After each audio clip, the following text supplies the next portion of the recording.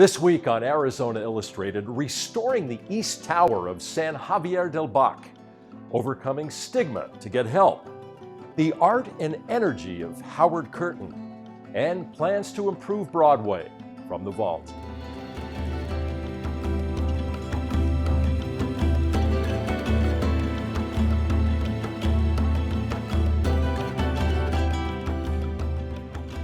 Hello, I'm Tom McNamara, and welcome to Arizona Illustrated. Mission San Xavier del Bac, sometimes called the White Dove of the Desert, stands 10 miles south of downtown Tucson on the Toonda O'odham Indian Reservation. The mission was established by Father Kino in 1692.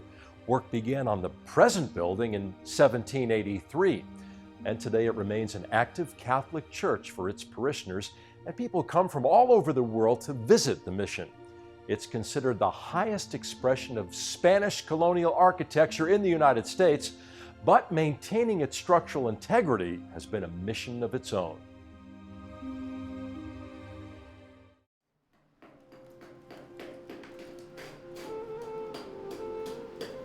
"81-year-old Sonny Morales is a third-generation Mason.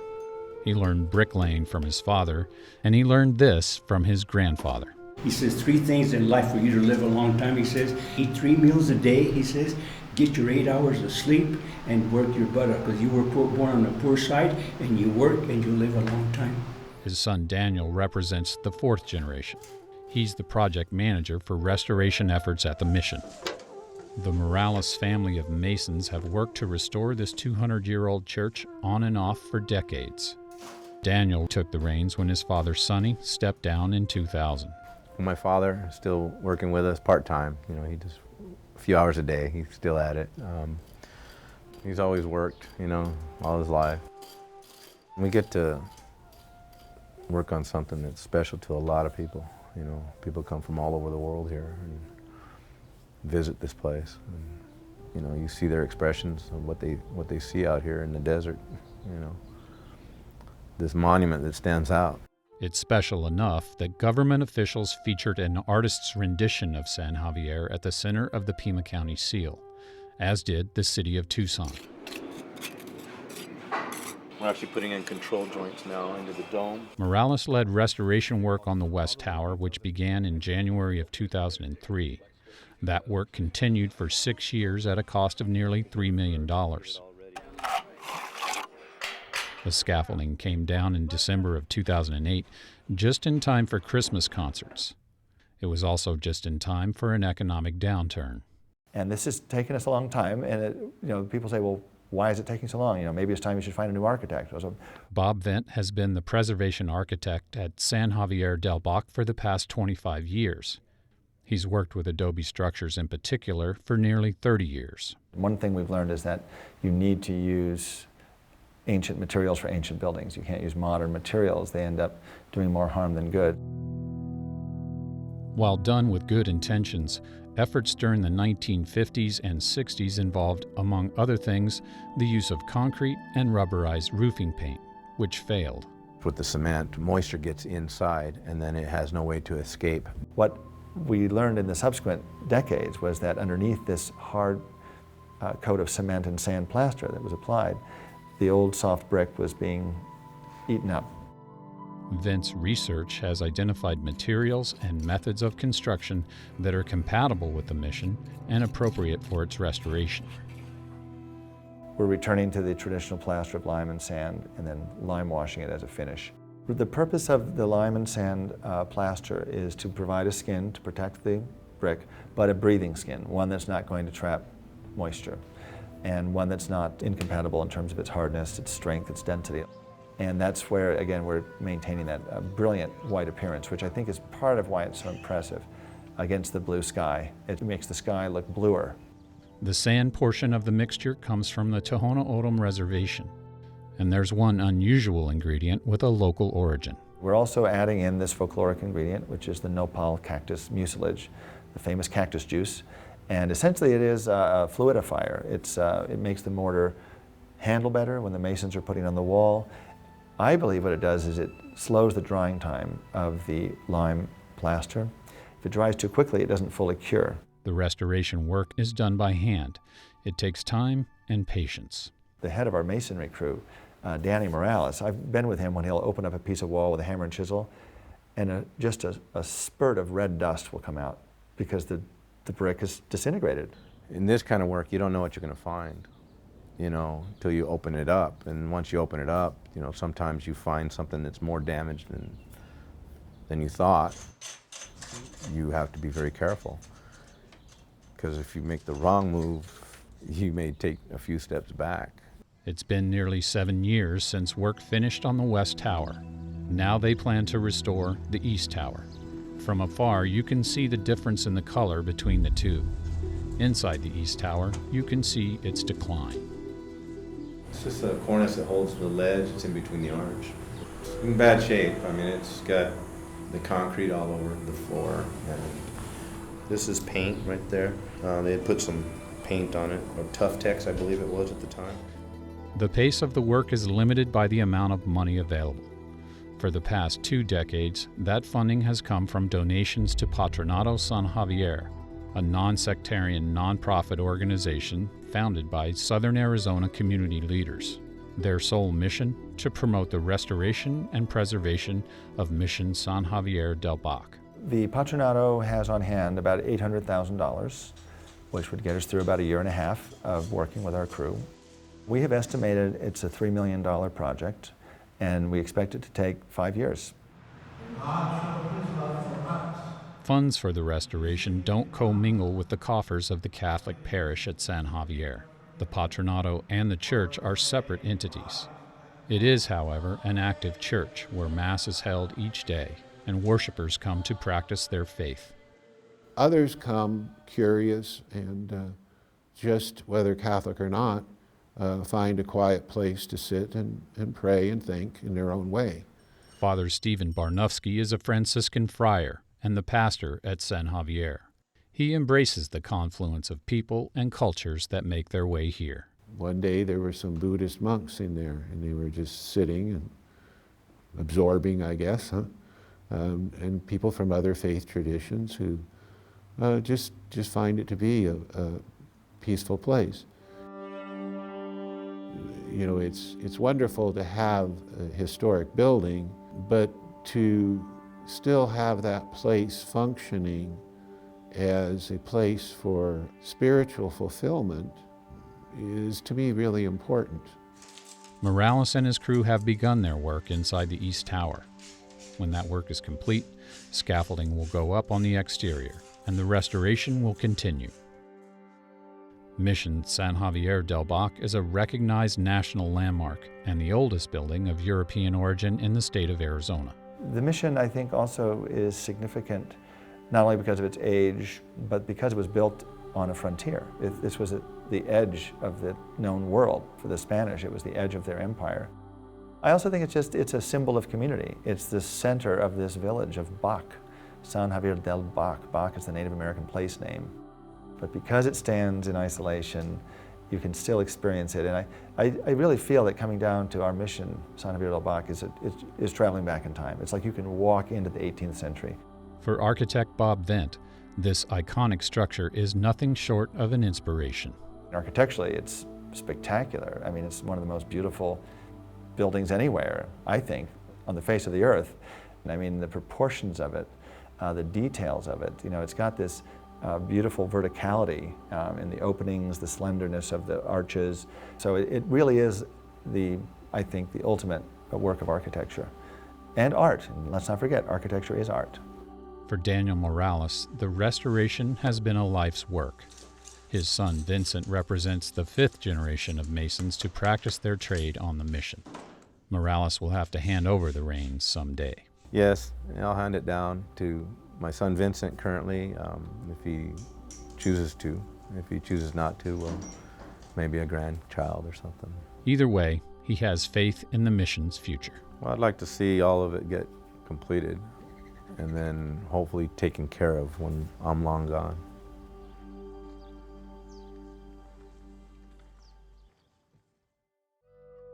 For people struggling with a mental health problem, getting help sooner rather than later can significantly improve the effectiveness of treatment. But there are still many people who put off getting help because of the stigma surrounding their struggles. Now we explore how one Tucson community is tackling this problem head on.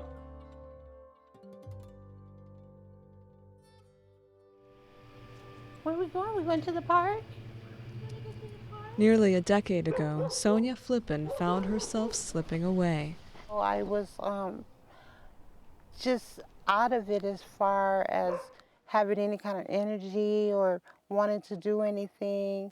I cried a lot and I didn't know why. I had awful thoughts. I felt like I wasn't needed or wanted. And it was just to the point where I wasn't myself. Flippen didn't know where to turn for help, and her family didn't believe she needed help at all. They thought that if, I just stopped and collected myself, that it would be okay, that I can get better on my own. I can stop feeling this way on my own. But no, it wasn't. That wasn't the case. The idea that self-reliance can overcome anything, including mental illness, runs deep in Black culture, says psychologist Patricia Harrison Monroe, and it keeps many African Americans from seeking help. There's considerable stigma in the African American community about the need to seek mental health services, and also a sense that one ought to be able to cope. People have gone through a lot of difficult times, and so needing to reach out, to go to a stranger to talk about some problems is just not something that many African Americans feel that comfortable doing or justified. I don't think they see mental illness as a disease that requires necessarily treatment. It's something that is better dealt with within the family, within the community. And the statistics show it often is. The U.S. Office of Minority Health reports that African Americans are 20% more likely to report having serious psychological distress than non-Hispanic whites. Yet Black adults and youth are significantly less likely than whites to receive treatment, according to the National Healthcare Disparities Report. Harrison Monroe says these differences reflect a deep reluctance to seek care and a distrust of care providers. There has really been kind of a tradition, a history of African Americans being subjected to a lot of experimental treatments, both on the medical side, but also on the mental health side. Historically, that's, if we think back to Tuskegee and the studies that were done where people were lied to about what the treatment, quote, treatment consisted of. And so I think in general, there is an attitude of hesitance that comes along with seeking any kind of services. Part of the problem is a lack of Black providers. Harrison Monroe says she is, to her knowledge, one of only 2 Black licensed psychologists in private practice in all of southern Arizona. But it's not only who African Americans see, says psychologist Fred Wiggins. It's where and when and how they pay for it. The number of people who have insurance coverage that would allow them to afford to be able to go to receive treatment is certainly disproportionately low in the Black community. I think that part of access, and then also where services are located. Many of the types of services that might be required aren't necessarily in the communities where people live. And then there's the whole we're open from 9 to 5 issue, and I work from 9 to 5. And so in order for me to go get counseling, I have to take off from work. And that is a problem in and of itself. But even in the face of these difficulties, attitudes are starting to shift. The mental health field is slowly attracting more and more students of color, and both Wiggins and Harrison Monroe say they're seeing more Black patients who are willing to try treatment. Harrison Monroe says it's part of a bigger trend toward less stigma and more awareness around mental illness. Outreach efforts geared to the Black community, and in particular Black churches, have also helped. We even had some of the participants come forward and say, yeah, actually, I've received mental health, and I've been not letting my congregation know because I've felt that stigma and I wanted it to be kept a secret. But I need to change my attitude about that it probably would be helpful for them to know that their pastor or their minister has sought mental health treatment. In Tucson's Trinity Missionary Baptist Church, mental health has always been open for discussion. Pastor Elwood McDowell trained as a psychologist and now works to meld therapy and worship in his congregation. So much of what I was trained to do in mental health and subsequently going to graduate school while pastoring in clinical psychology fits so well with what pastors do. It's almost impossible, in my view, to separate spiritual growth from psychological growth. I think they're so intertwined. You can't please him by putting on a religious front. That's right. You have to trust in him. Yes. Amen. Let us stand and sing. McDowell says he's just expanding on a role that Black churches have played since the time of slavery. I do believe that we have kind of a built-in psychotherapeutic approach to preaching and worship. And I think that when people have a cathartic experience in worship and allow their emotions to come out about stuff they've been going through, it is therapy. McDowell encourages the members of his congregation to be open about their struggles. It was here that Sonia Flippen finally found the help she needed. McDowell helped her start counseling, and that led to her diagnosis and treatment. Now, Flippen says, she has a very different and much more joyful life. I did not know that there was so much help, that I had somewhere that I could take my problems with somebody who understood and knew what I needed to do in order to be better. Want to go this way? Flippen's experience has also changed how her family sees mental health care. That was a major turnaround point when everybody understood that there is something going on and it has to be treated. I have to take care of myself. The adults, like my grandmother, who's very supportive, they egged me on. Honey, you go ahead and do what you have to do to get better. We understand now. Like what you see on Arizona Illustrated? Visit our webpage at azpm.org to watch and share videos from this episode. You'll also find stories from future programs, an easy way to submit your own story idea, an archive of past episodes of Arizona Illustrated, and you'll find everything you need to stay connected with public broadcasting in Southern Arizona. azpm.org. Howard Curtin's mother taught him to never give in to laziness even once. At the age of 75, he has adhered to her advice, claiming he's never once been bored and that he has more hobbies than he does time. Howard is the type of guy who does exactly what he says he's going to do. He's also someone who just might have more energy than the rest of us.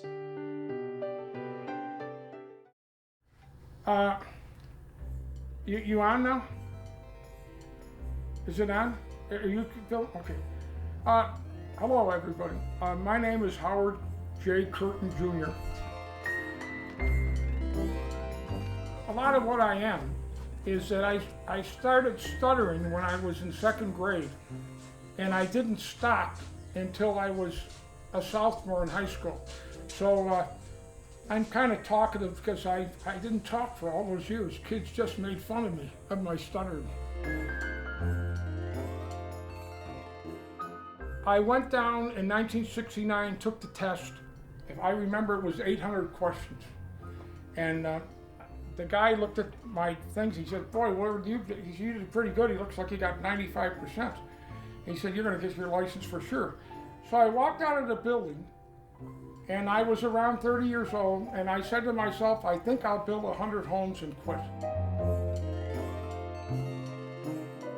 I designed all the homes that I built except 2. Architects designed them, and I built them. And I loved building houses. It was the love of my life. To build a house, you needed 26 subs, and then all their workers. I was building 2 or 3 homes a year, and I would go from job to job and help, and I loved to work with the guys and everything. So that's why I loved it so much. My electrician friend used to say to me, "Hey, Hal, you know what happens when you stop working?" And I said, "What, Ron? What happens?" He said, "You die." And I said, "What are you talking about, you die?" So he lists all the guys that he did electrical work that were older than him, and every single one of them died from 59 to 63 of cancer, and they all piled up tons of money, but when they stopped working, they just stopped. When the 100 homes came up, I was saying to myself, you know, I'm still building around and doing good and all that. I wonder if I should do what I said I was going to do, and I said, I'm going to do what I said I was going to do. I'm going to quit.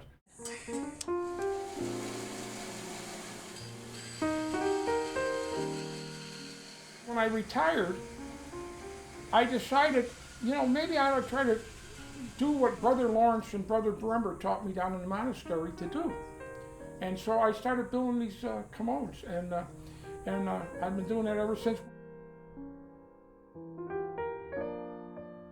I think they're the most beautiful piece of furniture ever designed. I've built about 18 to 20, and I have 100 drawn on the books there, one to celebrate every house I built. It's just kind of like I built 100 homes, so I feel I'll build 100 commodes. And all the homes are different, so all the commodes are different. Come on, come on, come on.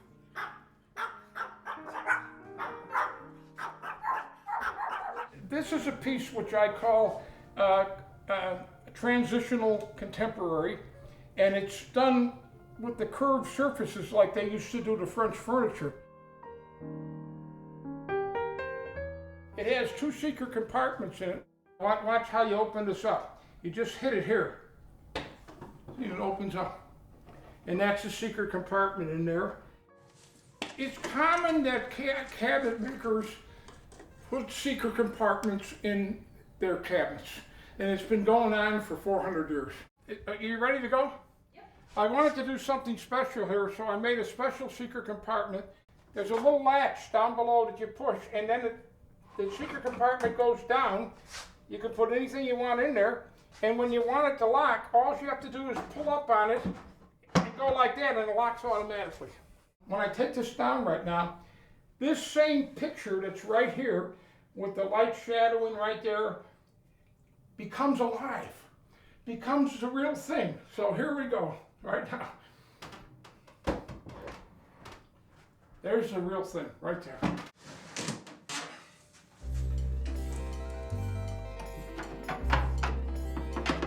That's a secret compartment right there.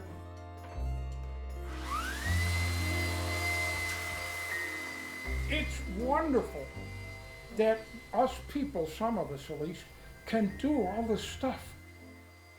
My mom used to say, if you give in to laziness once, it's that much easier to do it the second time. And I can tell you in my life, I never gave in to laziness once in my whole life.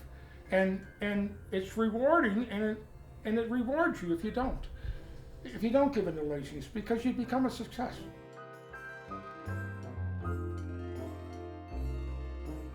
You got to get up every day and do something, you know, to be happy. Yeah.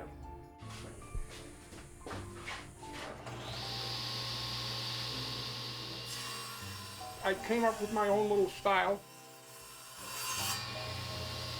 and I designed 100 of them, and I hope I can live long enough to complete all 100.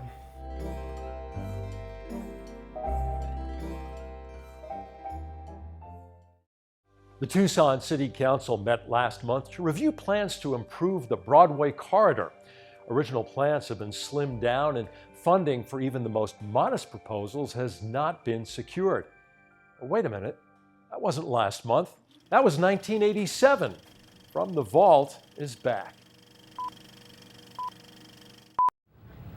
Driven across town on Broadway lately? Did you find the experience frustrating? You're not alone. That's why the city's transportation department spent the last year and a half looking for ways to improve the traffic flow. Well, it is the major east-west arterial. It does connect downtown, so Broadway is going to increase as a magnet street. Planners say that after listening to the public, they've come up with 9 alternatives. Plans that are both technically feasible and publicly acceptable. The plans range all the way from doing nothing to minimal improvements, including an expanded bus system, modified access, and improvements to intersections, to making 5th, 6th Street one-way, westbound from 7 to 9 a.m. and eastbound from 4 to 6 p.m. The alternatives include widening intersections, widening Broadway, grade separations at 7 major intersections, high occupancy vehicle lanes for cars with more than 2 occupants, vans, buses, and so on, a light rail system, or an elevated transit system. They say it's a 20-year plan that could well take that long to implement. One major reason is that they have no idea where the money will come from. There are some possibilities for funding, potentially through the federal level, potentially through the local level, potentially through some private sector initiatives. It's hard to say right now, but we have to look at the total spectrum of where funds can come from. Other considerations are air quality, time and accident reduction, and the adjacent neighborhoods. Whether or not the 9 alternatives, or any combination of them, become reality on Broadway remains a big question mark. The fact that the voters in Tucson recently turned down a half-cent sales tax increase to pay for transportation improvements does have the planners concerned. Without additional funding, we probably wouldn't do anything. So what happens to all your work and all your plans and the 9 alternatives now? We put them on the shelf. It's really about what happens to them. Unless we can identify some funding, they end up on the shelf.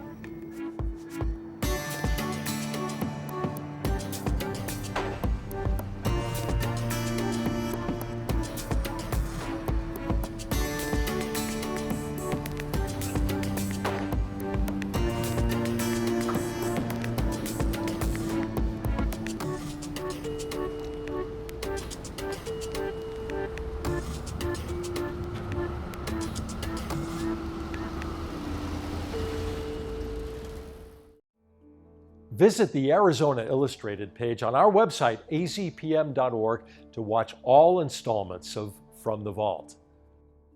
Thank you so much for watching Arizona Illustrated. Next week, we explore the myriad uses of the prickly pear fruit, a UA Kids Camp that combines photography and nature, channeling rainwater to your neighborhood plants, and one man's community treasure is another's eyesore. From the Vault. I'm Tom McNamara. See you next week.